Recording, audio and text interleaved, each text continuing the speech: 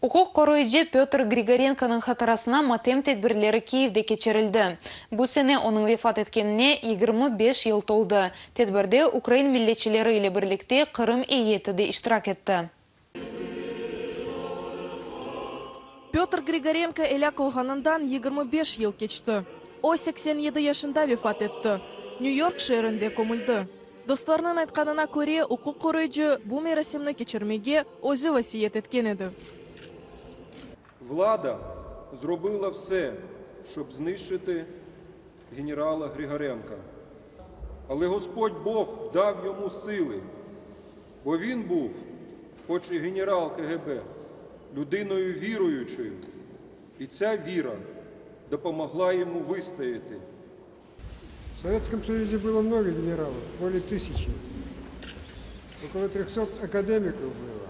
Но в защиту прав человека, в защиту истины выступил только Петр Григоренко.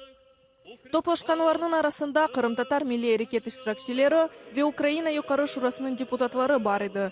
Тедбирни кечермек тешебюсінен Киев ве Бутюн Русь Украина патріархи Філарет чықты. От сьогоднішня подія якраз дає нам сили далі боротися за нашу з вами, кримські татари, за нашу з вами сильну, потужну державу.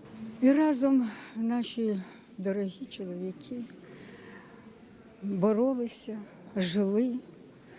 Радості в них було менше, звичайно, але ми були з ними.